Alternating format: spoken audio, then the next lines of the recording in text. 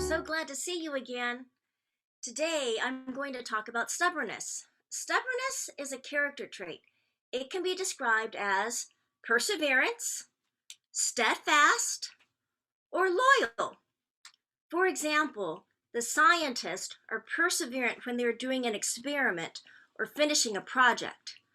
A judge is steadfastly carrying out the justice according to the law.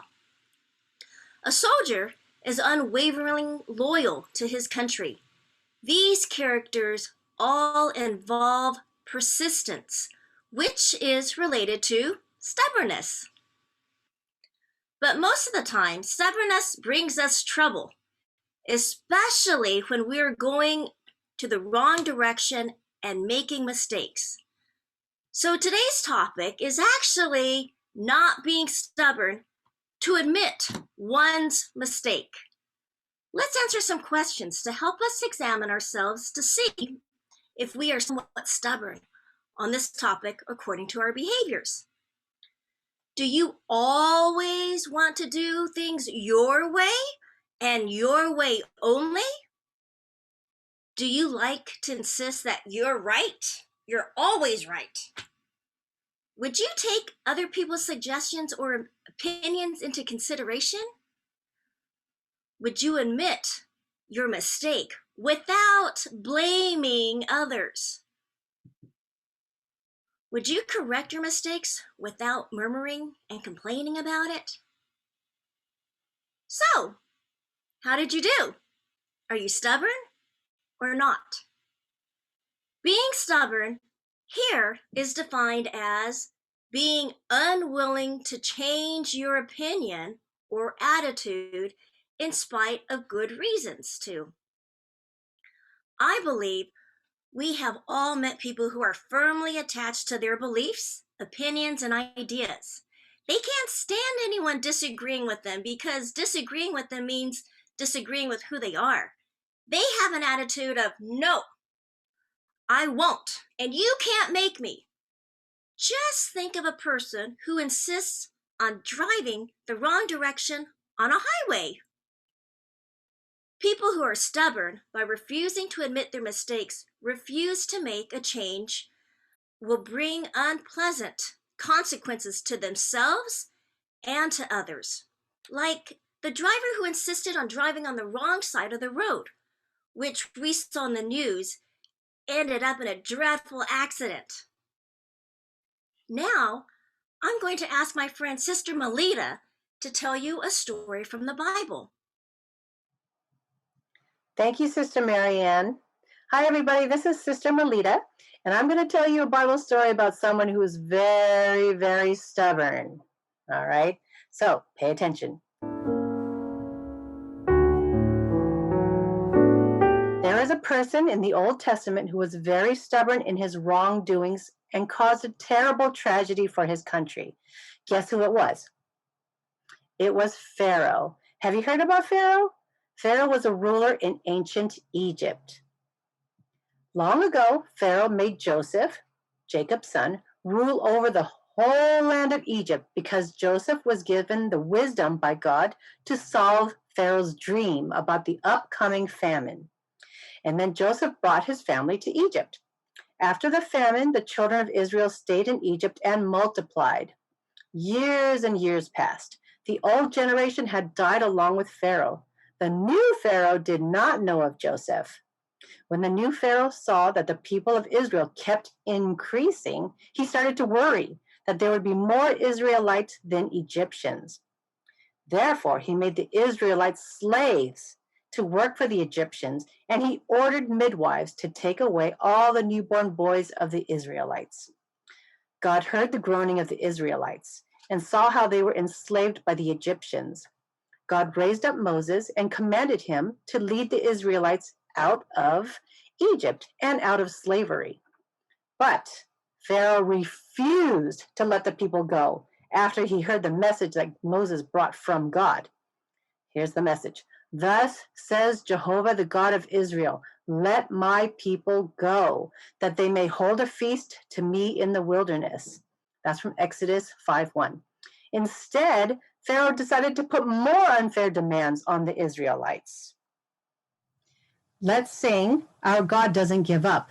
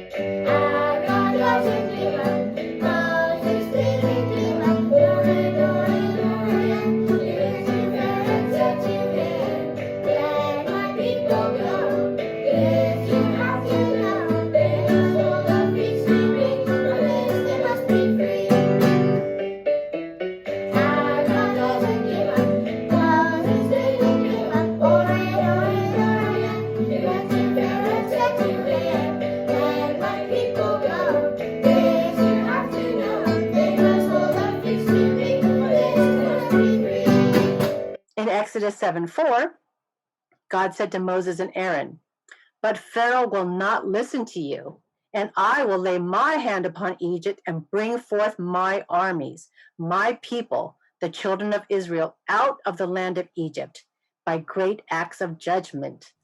Let's sing The All-Sufficient God.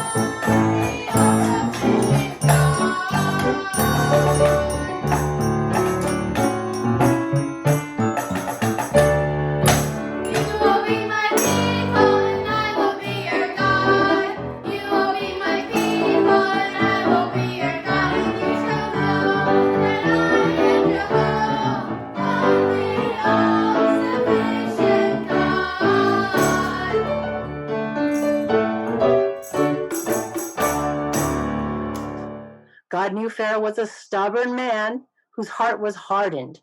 So God had to send Moses and Aaron to warn Pharaoh of the consequences for not letting the children of Israel go. But Pharaoh was too stubborn for his own good. He chose to suffer the consequences. This went on 10 times. The Egyptians suffered great loss of property and health until death came to their household. Pharaoh finally let the children of Israel leave Egypt. What a tragedy for Egyptians because of Pharaoh's stubbornness. All right, back to you, Sister Marianne. Thank you, Sister Melita. I hope we all learned a valuable lesson from the story of Pharaoh. It was wrong for the Egyptians to enslave the children of Israel, and it was wrong for Pharaoh to refuse to listen to Moses' warning that were sent by God. Now, how about us? Can we keep an open mind and accept opinions and suggestions from others? Can we be flexible when we play or work with others? Can we admit our mistakes and gladly correct them without blaming others or murmuring, especially when our parents, teachers, or people who care for us point out our mistakes? Proverbs 12:1 says, "Whoever loves correction loves knowledge, but he who hates reproof is stupid." Let's all say this together.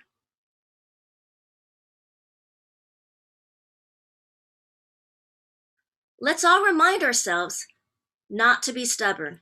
Keep an open mind and be humble when we make our mistakes. This is a proper attitude for God's children.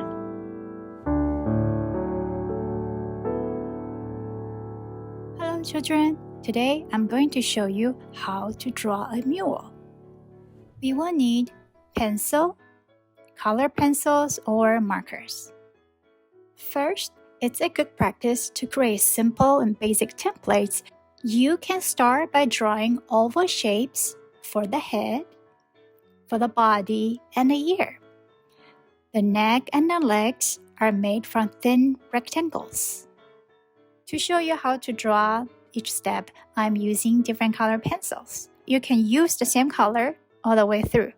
Now that we have laid down a few basic shapes to work with, let's draw the silhouette of the mule. You can use the long curved lines to form the head, the ear, the body, the neck, the legs, and the tail. Small bumps are added to illustrate the nose and the knees. The basic shapes that you created earlier are not needed anymore, so you can erase them.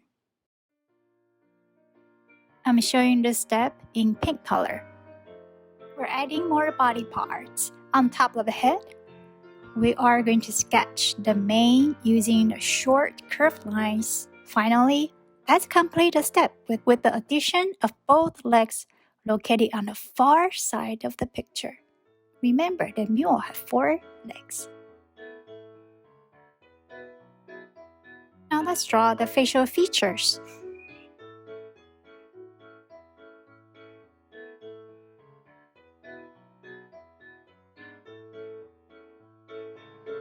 To make this mule more pop out, I use a blank marker to outline the shape. It's time to add colors.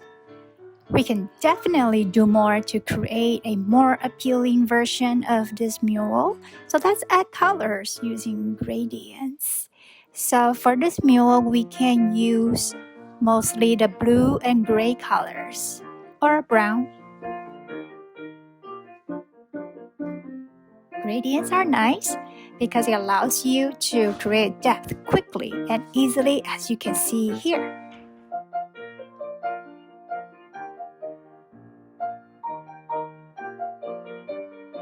Nice work! I hope you had fun learning how to draw a mule. See you next time!